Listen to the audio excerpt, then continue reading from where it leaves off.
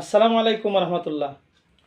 প্রিয় বন্ধুরা, আজকে যে প্রশ্ন নিয়ে হাজির হলাম, প্রশ্নটা হলো 40-এর উপরে যদি দোয়ার কোনো মজলিস বসে, যেমন কোনো মাহফিল বা কোনো জিকির আজগারের মজলিস, যেখানে দোয়ার আয়োজন করা হয়, এই মজলিসের পক্ষ থেকে জমায়েতকারীদের মধ্য থেকে কিছু লোকে মুসল্লিরা এরকমভাবে বলেন যে আমাদের মধ্যে প্রতি 40 জনে একজন আল্লাহর ওলি থাকেন, বা যেন দোয়া পরিচালনা করেন উনি নিজেও দোয়ার মধ্যে এরকম বলেন, আল্লাহ আমাদের এই মজলিসের মধ্যে অবশ্যই 40-এর একজন আল্লাহর ওলি আছেন, আমরা চিনি না জানি না, তার উসিলায় আমরা দোয়ারে কবুল করেন।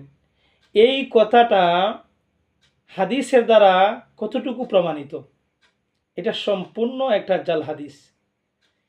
কথাটা এইভাবে উল্লেখ করেন, মামিন জামাতি জিতামাত ইল্লা ওয়াফিহিম ওয়ালিউল্লাহ লাহুম ইয়াদরুনা বিহি ওয়ালা হুয়া ইয়াদরি বিনাফসি। মানে সমবেত প্রতিটি জনসমষ্টিতে আল্লাহর একজন ওলি থাকেন, তারাও জানে না সে কে, এমনকি যে ওলি সে নিজেও জানে না আল্লাহর ওলিকে। এটা সম্পূর্ণ ভিত্তিহীন বানাউট। এটার যদি কেহ হাদিস মনে করেন তাহলে তার ইমানই থাকবে না, সে একজন মৃত্যু। প্রতি 40 জনে একজন আল্লাহর ওলি থাকেন, অথবা 40-এর উপরে কোনো দোয়ার মজলিসে একজন আল্লাহর ওলি থাকেন, যে কোনো দোয়ার মজলিসে হোক, যে কোনো দিনই মাহফিলে হোক, কেহ যদি এইরকমভাবে দোয়া করে আল্লাহ আমরা এই 40-এর একজনকে ওলি বানান, বা এখানে 40-এর একজন ওলি আছেন, তার